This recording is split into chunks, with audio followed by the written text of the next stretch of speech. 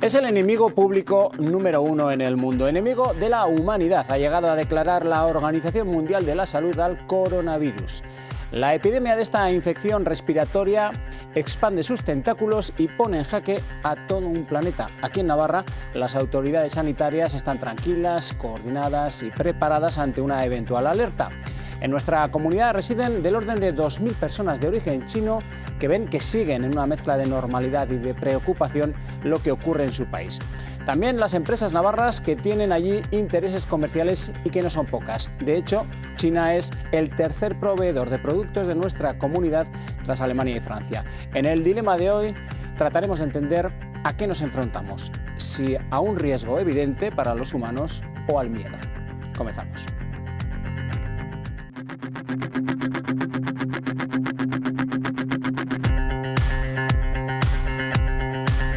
Pues comenzamos con el dilema de esta noche, del miércoles, aquí en Navarra Televisión, y lo vamos a hacer en primer lugar presentando a la mesa que nos acompaña en el programa de esta noche. Aurelio Barricarte, que es jefe de sección de enfermedades transmisibles y vacunaciones del Instituto de Salud Pública de Navarra.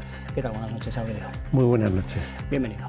Gracias. Saludamos también a nuestra derecha, Miriam Fernández, que es microbióloga de la Clínica Universidad de Navarra. Miriam, buenas noches, bienvenida. Hola, buenas noches. Queremos también apoyar a nuestros dos invitados con otros dos, con Elkin Luis, que es profesor de Educación y Psicología de la Universidad de Navarra, Psicología Social. Elkin, buenas noches. Así es, buenas noches, Ricardo, ¿cómo estás? Y Alfredo Martínez, que es el director gerente del Complejo Hospitalario de Navarra, a la par que psiquiatra médico. ¿Qué tal, Alfredo? Buenas noches, bienvenido. Buenas noches, un placer. Antes de empezar, de entrar en faena, quiero pediros una opinión con el último titular con el que nos desayunamos en el día de hoy, que era ese que ofrecía la Organización Mundial de la Salud, calificando como, venía a decir como que era el enemigo público de la humanidad, este coronavirus que nos tiene a tantas y tantas personas en vilo, enemigo público de la humanidad. Cuando escuchasteis esa apreciación, ¿qué os vino a la cabeza? Alfredo, venga, por empezar por ti. Hombre, es un titular cuando menos alarmante. Y utilizar este tipo de titulares para informar sobre problemas de la relevancia social y sanitaria que tiene no es la mejor manera de informar a la población, pero esta es una opinión.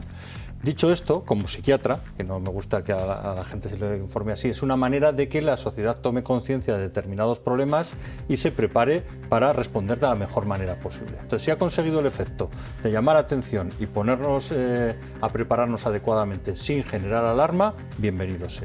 Bueno, Elkin, ¿qué opinas? Efectivamente, estoy de acuerdo con lo que dice Alfredo. Creo que si se lanza esta estrategia de comunicación de un problema como el que puede estar dado ahora y encamina una serie de acciones para enfrentarlos, es la mejor opción. Ahora, desde luego esto puede dar a diversas manifestaciones o polémicas, pero más allá de eso hay que reconocer que hay que creer en las instituciones, hay que creer en la OMS como una organización que nos da orientaciones y que en ese sentido probablemente puede ser que haya tomado la mejor o menor forma de comunicar el asunto, pero que lo importante es tomar estrategias para afrontar esta situación. Miriam.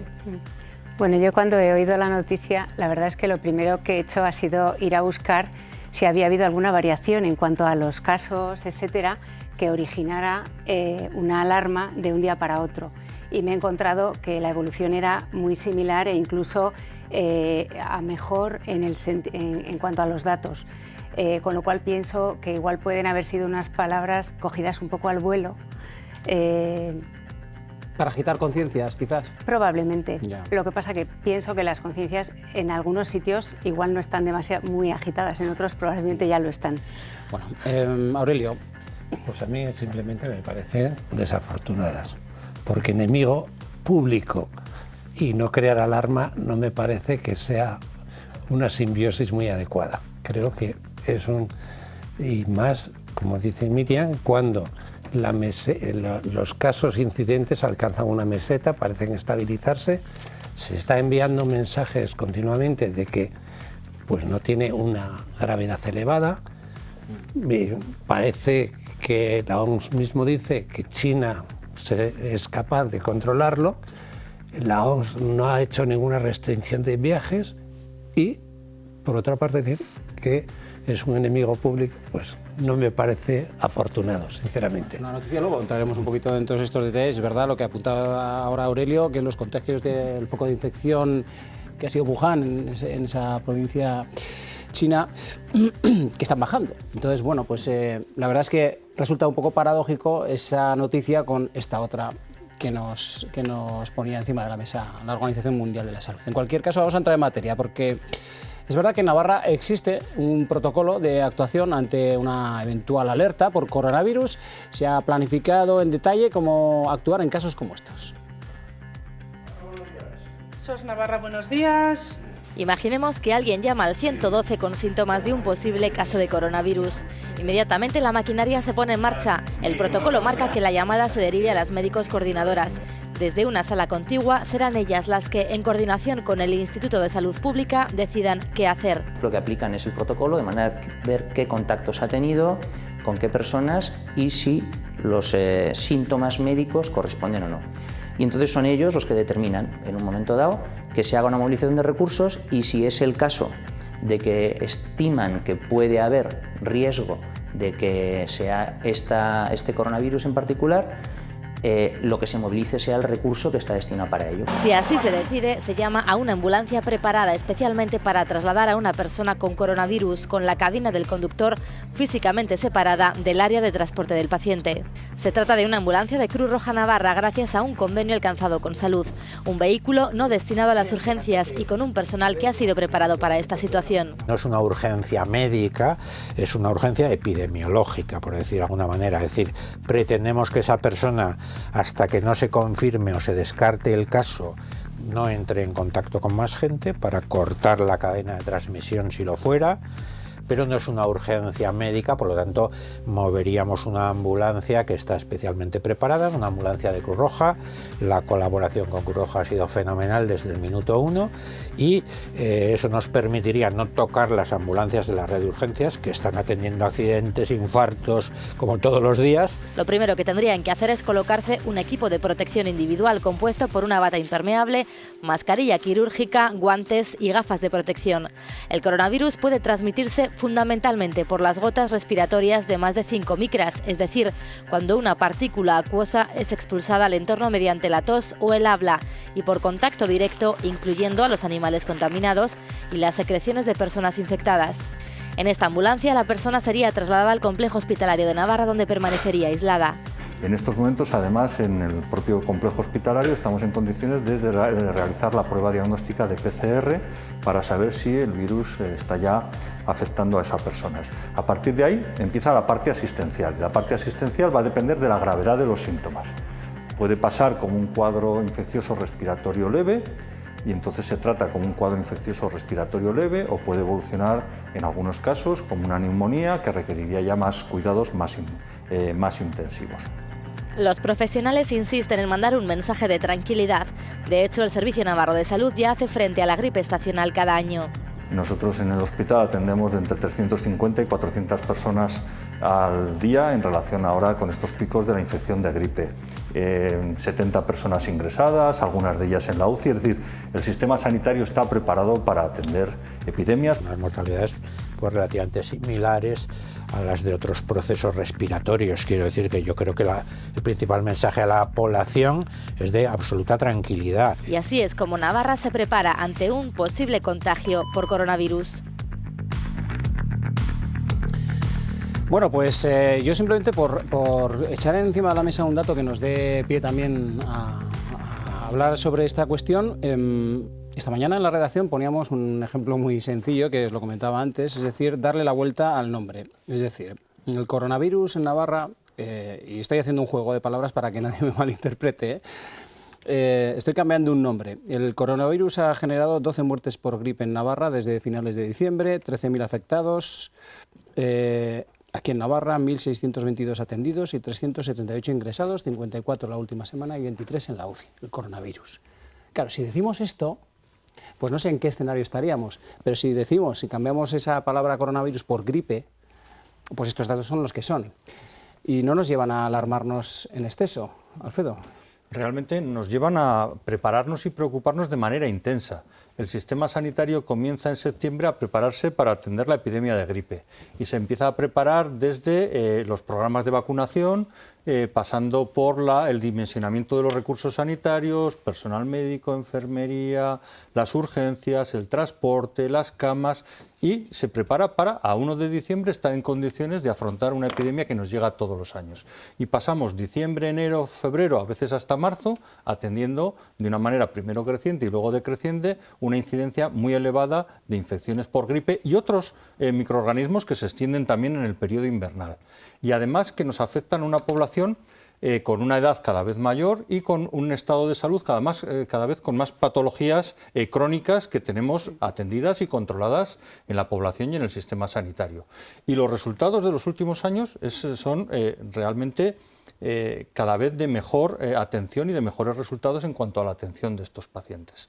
Podemos hablar de la gripe en estos momentos, pero hablábamos en diciembre del coronavirus en los menores y era otro proceso epidémico que también genera su preocupación y su repercusión, pero que todos los años lo atendemos cada vez de manera más organizada. Entonces, la pregunta que cabe hacerse es, cuando escucháis la radio, veis la televisión, leéis los periódicos con informaciones de todo tipo que nos llegan, ¿os sentís preocupados o qué análisis hacéis en vuestro entorno, en vuestras familias? Es decir, cuando os hacen preguntas, Elkin. Creo que una de las cosas que es importante aquí es, hace un momento lo hablábamos, el gran problema que sucede es que nos preocupamos más en el momento en el que experimentamos malestar psicológico frente a potenciales riesgos desconocidos que frente a riesgos que ya conocemos. La gripe estacional, en cierto sentido, es un riesgo que probablemente corremos más las personas que estamos en invierno.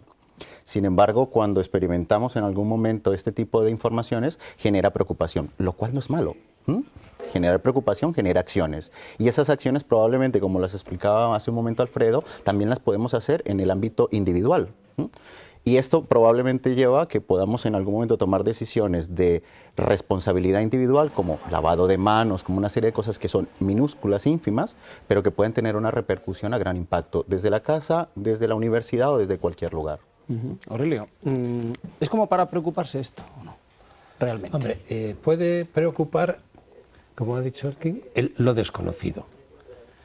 Cuando Alfredo habla de gripe, habla que desde que sabemos lo que es la gripe. Vemos que comienza a circular el virus, identificamos al virus y cuando pasa el umbral epidémico sabemos que tenemos 3 o 4 semanas de ascenso y otras 3 o 4 semanas de descenso y sabemos controlarlo, hemos estado preparados para hacerlo, tenemos nuestra experiencia de años y años de gripe, nuestro sistema inmune muchas veces ha contactado con el virus de la gripe, tenemos cierta inmunidad colectiva y eso nos ayuda a que no tengamos ningún temor. El coronavirus, pues sí que da la impresión que en cuanto a gravedad podría ser similar, contagioso es bastante menos que la gripe, es bastante menos contagioso, pero claro, no sabemos si se va a quedar y se va a poder contener en China, si se va a extender a todo el mundo y con qué cifras se va a extender. Eso es lo que desconocemos, pero que da la impresión que de momento puede controlarse. Y la OMS así lo dice, da la impresión de que puede controlarse. Si se controla como se han controlado las 2 coronavirus anteriores, como el SARS y el MERS, pues quedará como una alarma, una emergencia mundial que se ha controlado. Si se extiende por todos los países del mundo, pues será como una gripe. Punto. Acabará, tenemos nuestra experiencia, tenemos. En cuanto a cifras, fíjate, por hacer una comparación, como has dicho tú, la provincia más afectada de China, Hubei, tiene 58 millones de habitantes. 58 millones de habitantes. O sea, tiene 100 veces más la población de Navarra. Sí, casi la población de España. Iba a decir. más que la población de España. Bueno. Más que la población. Entonces, si Hubei sufriera la epidemia de gripe que sufre Navarra, le hubiera dado lugar a 1.300.000 casos. Y ahora estamos en 45.000, ¿no? Más o menos. Exactamente. 45.000 en toda la que es esa zona. a 1.200 muertos este año, pero el año pasado hubo 40 muertos, 4.000 muertos. Ingresos hospitalarios, pues 55.000. O sea, quiero decir que... Estás extrapolando los datos de Navarra a esa provincia en concreto. Lo que hubiera pasado en Ubéis, entonces dices, pues no parece que sea tan alarmante, pero el problema es lo desconocido.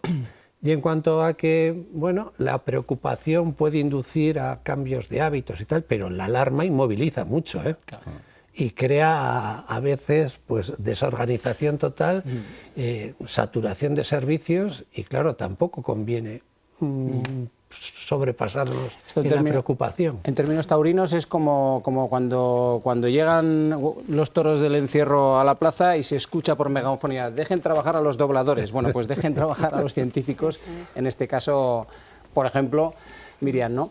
Miriam, allí en la clínica, cuando surgen alarmas como estas, ¿de qué manera se gestiona la información? Es decir, ¿estáis acostumbradas a trabajar con virus de todo tipo? Ahora enseguida vamos a ver un poquito una pieza que hemos hecho allí en la clínica. Pero mi pregunta es esa, ¿qué importancia le dais a todas estas informaciones, un poco por retomar esa pregunta inicial, ¿no? Bueno, la importancia que tiene en el grueso de lo que son las patologías y las infecciones en las personas humanas, ¿no? Un virus no es el único que produce patología, siendo un virus respiratorio no es el único que produce patología respiratoria. Entonces, cuando llegan alarmas como esta, lo primero tenemos que ver en qué situación estamos y cuáles son los patógenos que realmente tenemos en nuestra población y en nuestro medio, como ahora la gripe. A mí me preguntan, ¿tienes miedo del coronavirus? Y yo digo, bueno, ahora mismo me preocupa más qué personas inmunosuprimidas hay en nuestro medio que puedan estar infectándose con gripe y puedan tener un cuadro que pueda acabar con su vida, por ejemplo, porque sea un cuadro severo, bajar, ¿no? las defensas y se contagie con la gripe, por ejemplo. O, por ejemplo, pienso, si ahora va a llegar la época de gripe, es más importante cómo está de vacunada tanto la población como la población en riesgo como el personal sanitario que va a estar en contacto con esa población, con esos enfermos que van a acudir, que están inmunosuprimidos, que son oncológicos, son trasplantados y en otras personas igual no les va a producir más que una infección leve, pero en su caso, entonces somos responsables como personal sanitario de vacunarnos, como personas que trabajamos en un hospital, el poder dar unos servicios lo más rápidos posible y lo más acertados como para que esos pacientes sean tratados y sean manejados de forma adecuada, ¿no? Y eso es un poco lo que... Vamos a conocer, Miriam, si te parece, sí, con un poquito más de detalle, vamos a conocer el trabajo que se desarrolla en la Clínica Universidad de Navarra, que es uno más dentro de lo que es todo el ámbito sanitario navarro. Es una pata más muy importante y ahí hemos querido acudir para, como digo, conocer el trabajo que se desarrolla en cuestiones como estas. No exactamente el coronavirus, pero sí hay otros muchos patógenos más sobre los que se está trabajando y además a conciencia. Supongamos que un paciente con síntomas de coronavirus entra en la Clínica Universidad de Navarra. Requiere hacer un diagnóstico del paciente sospechoso, ¿no? Un paciente que debe tener una sintomatología compatible y unos antecedentes compatibles con el hecho de haber estado en contacto con alguien enfermo por coronavirus o un viaje reciente a la zona de riesgo como es China, también en los últimos 14 días. Y ante eso, pues hay que descartar una infección respiratoria por coronavirus y por otras causas. Un equipo de 2 facultativos y 3 técnicos elaborarían ese diagnóstico. Para ello aplicarían técnicas diversas con el objetivo de detectar antígenos y el genoma del virus. Hay que aplicar métodos donde tenemos que hacer, por un lado, una extracción de los genes de esos posibles virus, ¿no? Que se pueden hacer por sistemas comerciales, sistemas automáticos como el que se muestra aquí, como el que están haciendo ahora las compañeras, y después aplicar una PCR en otro equipo. 3 horas después se obtendrían esos resultados. Puede ya poner, digamos, medidas de control a ese paciente o retirarlas también, ¿no? Porque es importante tanto el resultado positivo como el resultado negativo va a tener una utilidad posible, ¿no? En el caso de un paciente que llega con sospecha y que permanece en aislamiento, bueno, el disponer de un resultado negativo puede, en algunos casos, puede permitir retirar un aislamiento o puede facilitar que a posteriori, cuando se disponga de un nuevo resultado negativo, ya llevar a cabo esta retirada de aislamiento. La persona seguiría en ingreso y en cuanto a cómo tratarlo... En China, por ejemplo, se ha propuesto el utilizar algunos fármacos que parece que no tienen una alta eficacia, pero que podrían tener algo de eficacia contra el virus. En concreto hay un fármaco antirretroviral, un fármaco utilizado frente al VIH, frente al virus del SIDA. Parece que tiene cierta actividad contra coronavirus en combinación con interferón. Bueno, pues puede ser una estrategia a seguir en algunos pacientes el utilizar este tipo de terapia, ¿vale? Pero sobre todo, bueno, pues hay que mantenerlo ingresado de forma controlada y valorando la evolución que sigue el paciente para llevar a cabo otro tipo de medidas de soporte sobre el paciente. Con la muestra del paciente se multiplicaría el virus y se conseguiría la cepa que produce la infección. Se mandaría al Centro Nacional de Microbiología en Majadahonda, Madrid, y con esa cepa y con información enviada del resto de países se trabajaría en la formulación de la vacuna aún inexistente para esta epidemia. Aquí en Navarra no se trabaja con el virus del coronavirus, pero sí se tiene información y posibilidad futura de disponer de técnicas diagnósticas que permitan detectarlo.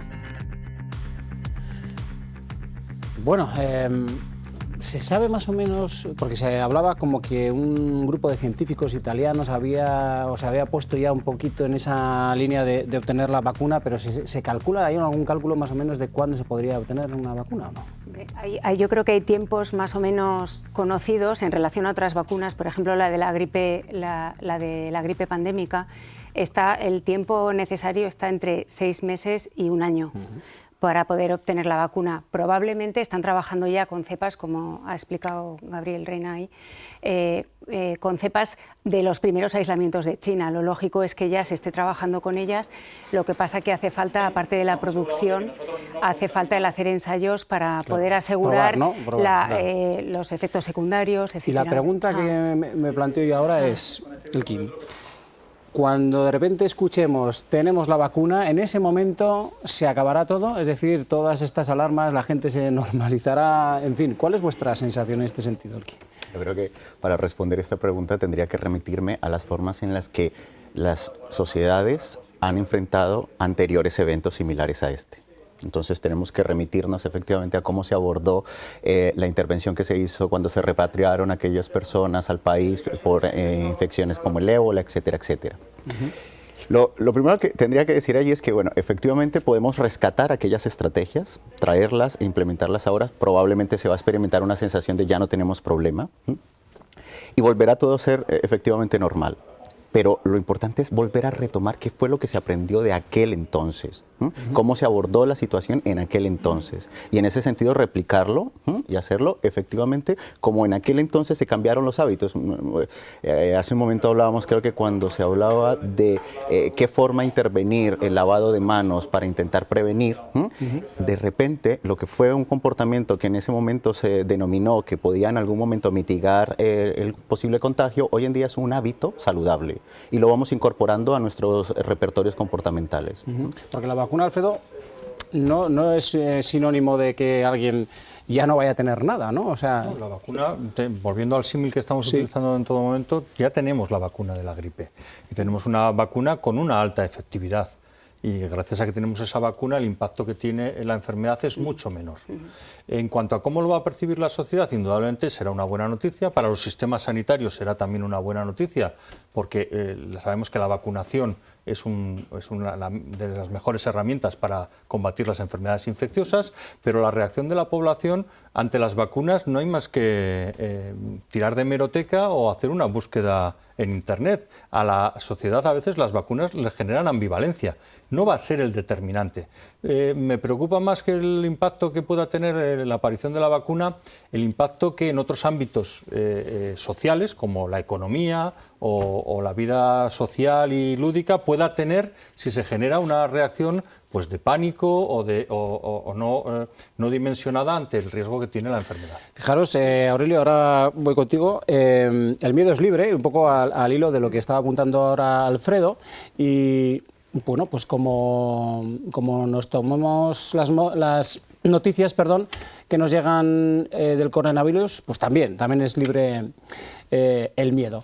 Hemos salido a la calle para preguntar, no ha sido un muestreo muy científico, muy sociológico, pero basta un botón por lo menos para poder seguir abundando en esta cuestión del miedo, de cómo se gestiona el miedo cuando tenemos una alarma de los niveles en los que nos encontramos ahora.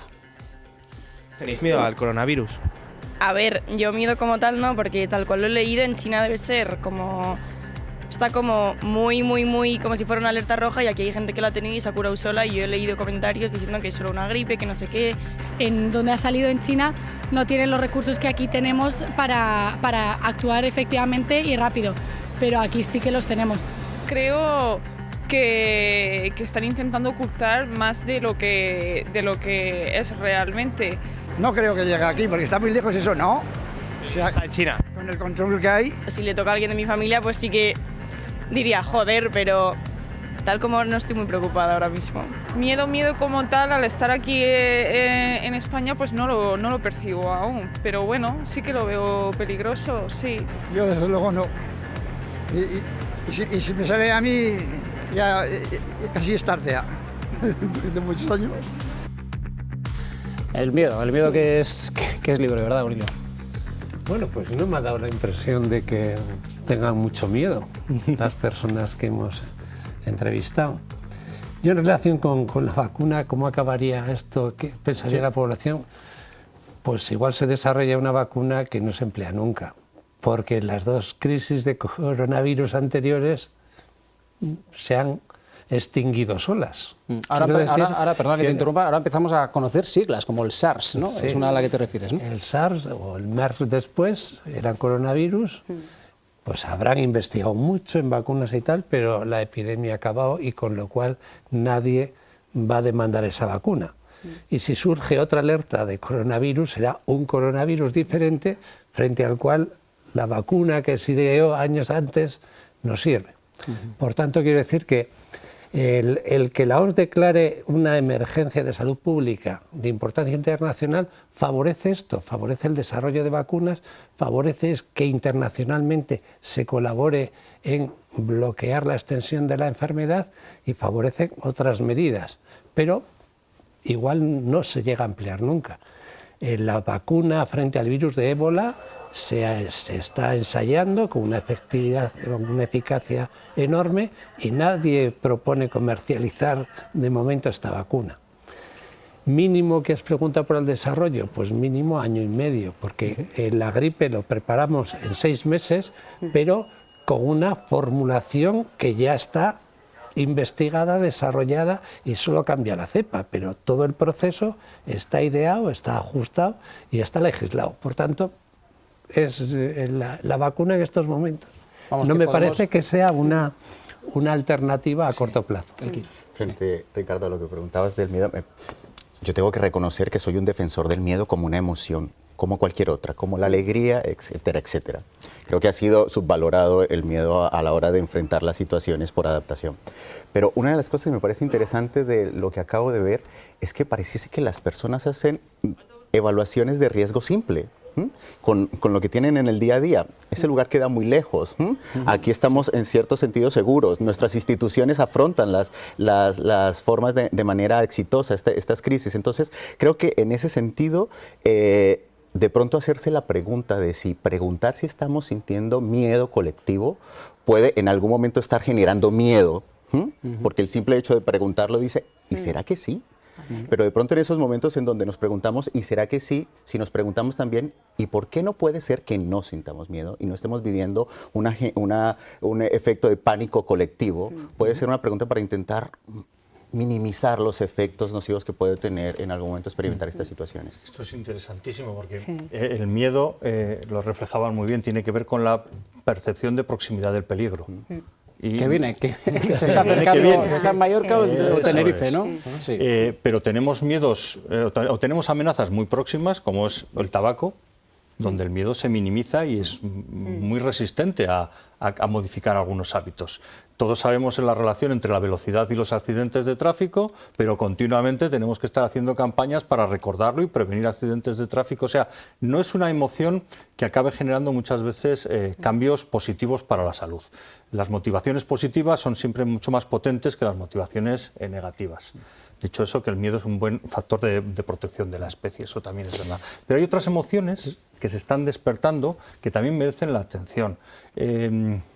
Sobre todo por lo que están generando, por ejemplo, de prejuicios que luego generan estigmatizaciones o conductas sociales. Pues fíjate, Alfredo, me acabas, y ahora te doy la palabra a Miriam, perdóname, que me has quitado un poquito esta cuestión de la boca, porque quería dar paso precisamente a una noticia que han realizado hoy nuestros compañeros de informativos, y hemos salido a la calle porque sí que es cierto que estamos viendo también un poquito de eso, es decir, de los prejuicios, pero a costa también de motivaciones que no sabemos muy bien evaluar. Es decir, hemos visto carteles en algunos locales de gente de origen chino donde se pone que bueno, pues están de vacaciones, o que bueno, pues que entonces la gente ya interpreta, no sé en qué claves, todo ese tipo de carteles que se hacen de manera preventiva e incluso en detalle, como vamos a ver a continuación. Vamos a verlo y seguimos hablando a continuación.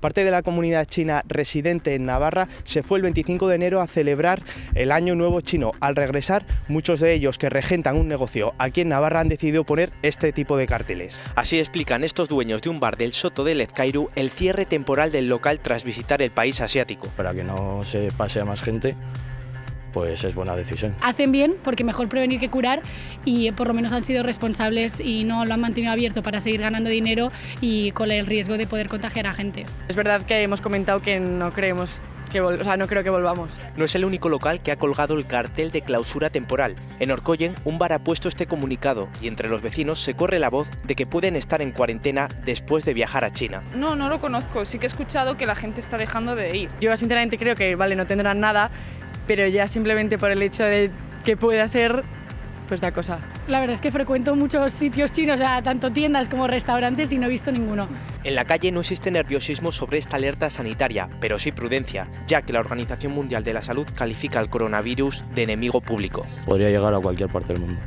En donde ha salido en China no tienen los recursos que aquí tenemos para actuar efectivamente y rápido. Yo he leído comentarios diciendo que es solo una gripe, que no sé qué, que tampoco hay que estar muy alerta. Están intentando ocultar más de lo que es realmente. Distintos puntos de vista sobre la epidemia de la que habla todo el mundo. Bueno, esos prejuicios a los que aludías, ¿no, Alfredo? Yo creo que el tema de los prejuicios tiene que ver con el conocimiento del otro distinto, en este caso de otra cultura, ¿no? Y ese conocimiento de otra cultura distinta tiene que ver mucho con explicarnos por qué determinadas personas están actuando de determinadas maneras. Sería muy difícil pensar que en nuestra cultura hiciéramos esto, cerrar preventivamente un local, o que extendiéramos tan rápido como se ha extendido en los países de Asia el uso de la mascarilla. ¿Por qué? Porque las culturas, en cuanto a orden, en cuanto a respeto en las relaciones interpersonales, en cuanto a medidas individuales de protección, son distintas en unos países que otros. Y esa diferencia es lo que explica a veces más el prejuicio que la amenaza. La amenaza normalmente lo que hace es encender algo que ya estaba latente ante el distinto o el diferente. Y esto es un elemento muy importante. Miriam, ¿algo más que añadir en este sentido? Sí, en relación a lo que hemos hablado antes del miedo, y quizá con los prejuicios también entra, ¿no?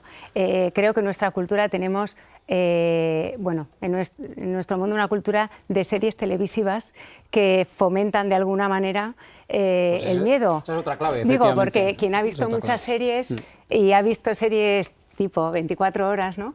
Pasa esto y piensas, será lo mismo. Entonces empiezas a elucubrar. ¿Qué puede haber detrás? Puede ser guerra biológica. ¿Y por qué no podemos poner en nuestro cerebro una música de tensión también? ¿No? Eso alimenta de algunas maneras ese tipo de instintos, ¿no? Que se generan. Pues efectivamente, muy interesante. Vamos a hacer una pequeña pausa para la publi. Estamos en 2 minutos de nuevo con todos ustedes y seguimos abundando en todas estas cuestiones. Hemos salido también para hablar con la comunidad china afincada aquí en Navarra. En torno a 2.000 personas de aquel país del gigante asiático conviven con nosotros aquí en Navarra y desde luego que tienen una opinión muy clara y fundada en torno a esta cuestión, y también otro ángulo bastante interesante y preocupante en la medida de lo necesario, el ámbito comercial, empresarial, los intereses económicos que Navarra tiene con China, que desde luego no son pocos. Hasta ahora mismo.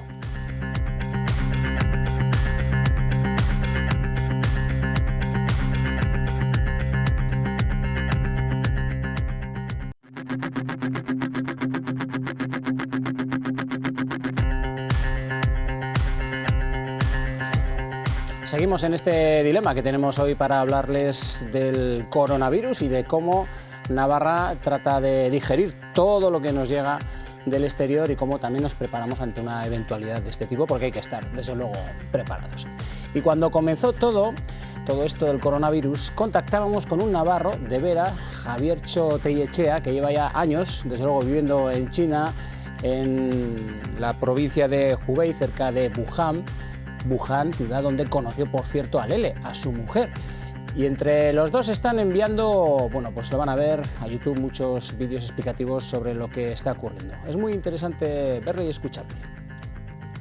Muy buenas amigos, hoy es 3 de febrero y es la primera vez en una semana que no aumentan los casos confirmados de contagios en mi pueblo. ¿Y eso quiere decir que la situación está ya controlada? Pues no, todavía es muy temprano y además en los últimos días en nuestro barrio hemos notado un mayor nivel de alerta y de control. En el último vídeo pudisteis ver cómo trabajaban la policía. Este es Javiertxo. Ustedes pueden buscar Javiertxo con TZ en YouTube y van a ver un montón de vídeos que este navarro, afincado en China, está colgando con su mujer, con Lele, y dando explicaciones de todo tipo sobre lo que él percibe allí, sobre lo que ve, sobre lo que escucha, sobre lo que...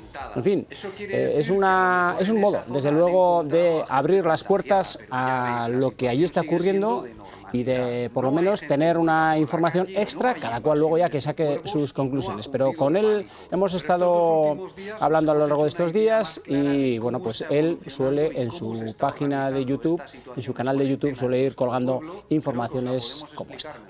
Si os acordáis, en el primer vídeo os contamos cómo el primer día cortaron el transporte público y cerraron los servicios de entretenimiento, aunque Javiertxo, este navarro de Vera, que nos cuenta un montón de cosas a través de su canal de YouTube. Las empresas navarras, enseguida vamos a ver cómo también tienen allí muchos intereses y, desde luego, pues también hay preocupación por lo que pueda ocurrir. Pero lo que les contaba antes de la pausa para la publicidad, hemos estado hablando con la comunidad china aquí en Navarra, en torno a unas 2.000 personas son quienes la componen, y hay una asociación de chinos de Navarra, que también está llevando a cabo diferentes acciones para tratar de ayudar en la medida de sus posibilidades a las familias que tienen allí en el gigante asiático.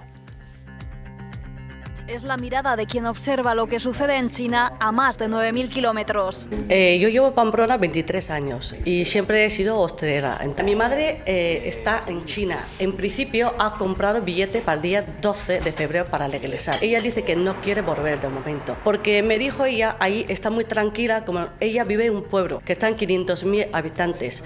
De momento, como no hay afectados, pero ellos, todo el mundo está haciendo cuarentena cada uno en su casa. Y me dijo, mi madre está muy tranquila y quiere que se pasa todo para regresar a España, para que se quede todo el mundo más tranquilo. Mi familia vive en Taiwán y realmente, pues la verdad, también está haciendo como lo que está pasando en China, un poco de, pues entre cuarentena, eso, o cuando salga a la calle, la gente pues intenta todo llevar mascarilla y tal, aunque sigue llevando una vida un poco, intenta normal, pero por todo lo que está pasando, estamos intentar que se pasa de tiempo, intenta como esperamos que busca una solución para que las cosas que se mejore y vuelve toda la normalidad de verdad. Como ellas, más de 2.000 chinos que residen en Navarra siguen de cerca la evolución del coronavirus. Agotadas las mascarillas, hicieron lo posible para enviarlas de aquí, pero no hubo manera. Ayudaron, pero en cifras, con donaciones que superan los 20.000 euros. Imágenes que llegan y a muchos hacen recordar a películas bajo títulos como Pandemia, Epidemia o Contagio, pero dicen que es algo que va con la cultura.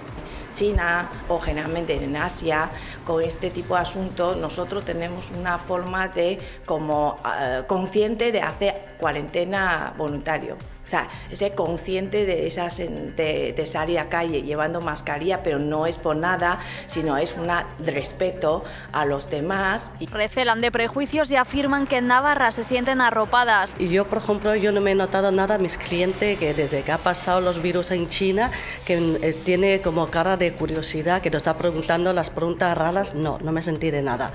En esos casos estoy muy agradecido, estoy viviendo en Navarra porque yo creo que la gente de aquí nos quiere mucho y yo no me sentí nada, estoy muy contenta aquí. Confían en su gobierno y no tienen duda de que es una situación a la que se va a hacer frente. Bueno, pues el testimonio de Maite, que es empresaria de hostelería, ya unos cuantos años lleva aquí con nosotros en Navarra, y de Mónica, que es profesora de chino, también aquí en Navarra y con unos cuantos años a sus espaldas. Nos decía Maite también que su madre había ido para celebrar el año chino, pero ha decidido ella, motu propio, quedarse ahí pues para que no tener que estar aquí, pues eso, en fin, ni en cuarentena, ni dando mayores explicaciones, ni nada. O sea, está ya muy bien, eso es lo último que nos has dicho. Así que nada, y hablaban de los prejuicios de los que estábamos comentando ahora, y nuestra compañera Nerea, que elaboraba esta información, ponía algunos títulos de películas, ya no solamente de series, que son como muy llamativos, ¿no? Y que de alguna manera en el imaginario colectivo, pues también esto, desde luego, pues ayudará a montar cada uno también su propia película en casa, ¿no? Sobre lo que ocurre. Sí. Bueno, pues no sé, yo creo que frente a los prejuicios, estigmatizaciones, lo más válido es la información. En España, al que regresa de China, nacional o extranjero, no se le aconseja ni cuarentena ni nada. Si está sin síntomas, se le dice que lleve una vida normal. Y esto son la posición de todas las autoridades españolas. No hay nadie que limite ni aconseje cuarentenas a nadie. De China a Navarra están regresando chinos que han ido a celebrar el Año Nuevo, ¿no? Pero también están regresando trabajadores de empresas navarras que tienen intereses comerciales o industriales allí, también están regresando. Y también mantenemos la misma indicación, normalidad absoluta, porque y vuelvo a lo que decíamos en la información, si la enfermedad solo se transmite en periodo sintomático, porque una persona sana va a ver limitada su actividad laboral o escolar o de ocio si no tiene riesgo de contagiar a otras personas, mientras está sana. Información, efectivamente, porque, como apuntaba Aurelio, y al hilo de los intereses comerciales de las empresas navarras, de los trabajadores, algunos están allí, otros efectivamente están volviendo. Las empresas que miran a China, y al menos las más de 350 que tienen relaciones comerciales con el gigante asiático, así lo están haciendo, y de hecho hay que decir que China es el tercer proveedor de Navarra después de Alemania y de Francia. Este es el análisis que realiza de cómo están las cosas para esos intereses de nuestras empresas la responsable del área de comercio internacional de la Cámara Navarra de Comercio e Industria. Pues la verdad que de China se importa mucho. Es el tercer país en el ranking, Alemania, Francia, y el tercer país donde más compramos en el exterior es China. Importamos 334 millones y vendimos 117 millones. Con lo cual la cifra pues es bastante espectacular, ¿no? Casi el triple que estamos comprando allí. Es el tercer proveedor para Navarra, insisto, y estamos hablando con empresas, estamos hablando con gente expatriada allí, ¿no?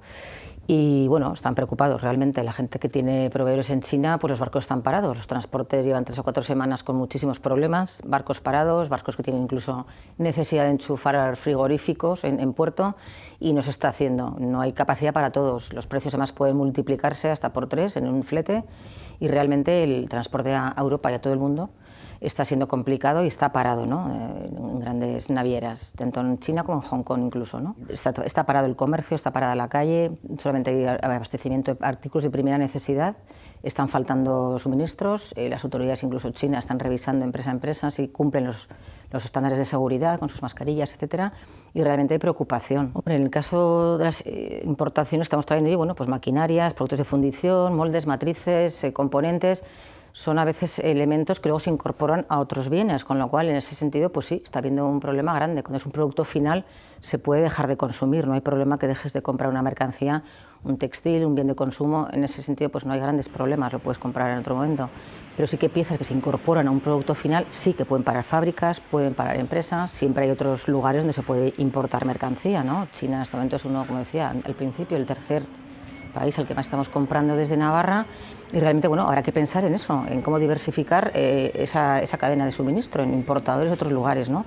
Todo el sudeste asiático, por ejemplo, Vietnam, Malasia, Indonesia, están siendo países a los que se está empezando a mirar, no tanto como a China, pero sí que son lugares donde los suministros pues habría que empezar a pensarlo de una forma un poco más seria y concluyente para las empresas, empezar a buscar en otros países. Hay un tren también, por ejemplo, ¿no? que sale de Madrid cada 2 días por semana, el tren de ruta de la seda que va de Madrid a Yiwu, ¿no? la ciudad del todo Cien, y bueno, está cerca de Shanghái y pasa muy cerca de Wuhan, donde está este coronavirus, ¿no?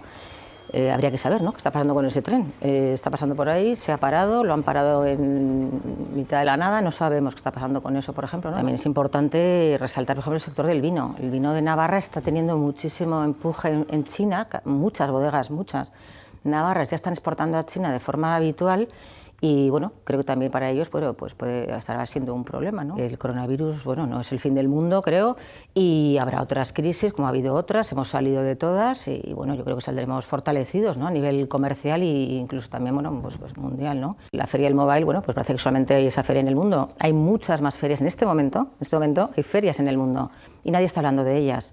En Alemania hay ferias, mañana empieza una importante, Biofag, del 12 al 15 de febrero, empresas de Navarra van allí, una empresa de productos orgánicos, una feria, perdón, de productos orgánicos, y nadie habla de estas ferias, solamente hablamos de la gran feria, el Mobile, que desde luego tiene repercusiones mundiales, de acuerdo, pero hay muchas otras que afectan a las pequeñas empresas y que están, bueno, celebrándose. Sí, es una feria que tiene mucho impacto, pero insisto, hay otras muchas que están celebrándose en este momento o que empiezan mañana o la semana que viene y deberíamos también tener un poco el foco puesto en ellas, ¿no? ¿Qué está pasando con esas pymes que han arriesgado su dinero, su tiempo, un año de tiempo cuesta montar una feria? Realmente hay muchas ferias que están produciendo y que se han producido estos días pasados también, ¿no? Desde que despertó el coronavirus, con lo cual, bueno, habría que poner un poco también, creo que el foco en otros sitios, no solo el Mobile, que es muy impactante la noticia realmente, pero bueno, que hay otras, ¿no?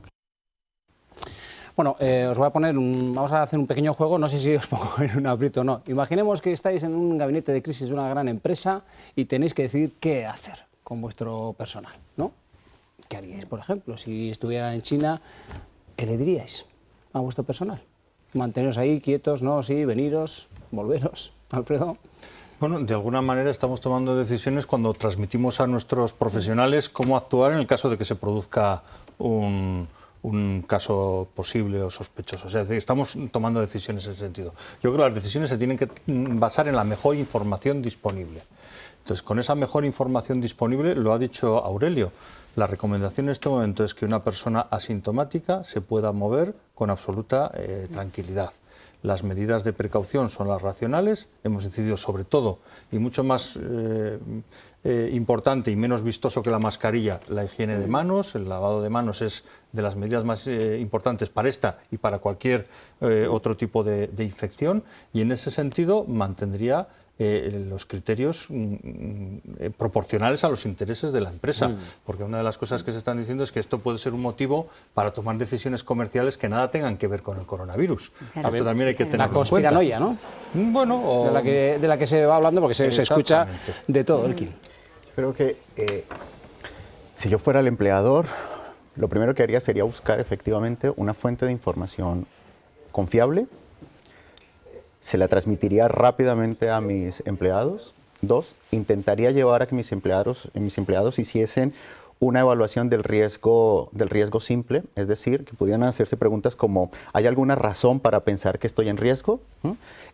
Si en algún momento ellos consideran que han estado en riesgo, tendrían que entrar a valorar si definitivamente están implicados en una situación en donde el riesgo es aumentado.